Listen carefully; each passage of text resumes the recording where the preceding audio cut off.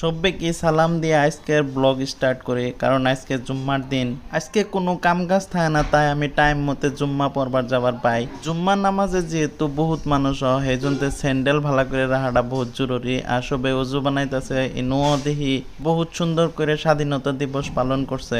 আমরা সবাই আজকে এক হাতে জুম্মা পড়বার আহি, গোল্ডেন টেম্বা আর আমি আগার কাতারে আর একলগে আমরা বইছি আজকে।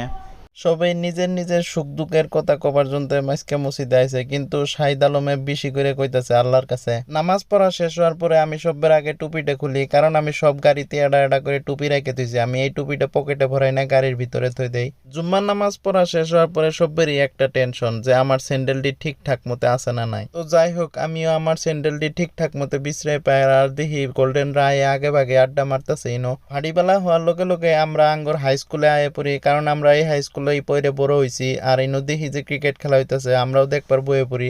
আমি আর রাতুল আজকে এক লোকে ক্রিকেট দেখি। আমান ক্রিকেট খেলা আমি আর রাতুল এক বহাতি দেখে শেষ করে দেই। ক্রিকেট খেলা শেষ হওয়ার লগে লগে মিজানুর আহে, আয়া হেরে কই যে চলো বেড়াই গে। আর আমরাও তো না করি না, লগে লগে আমরাও বাড়াই পড়ি বেড়াবার জন্যে। রাস্তাত আমরা রমিজ ভাই আর ইলিয়াস ভাই উড়াই নিয়ে লগে লগে শিলপুরি জায়গা আর যায় হেরে ইনো চা খায়, কারণ ইনুকার চাটা বহুত ফেমাস। যারা যারা শিলপুরি এই হোটেলটার চা আর কচুরি খানায় আমারেও লগে নিয়ে পায় না, আমাকেও খাওয়া পায় না, রান্নারও খাওয়ায়।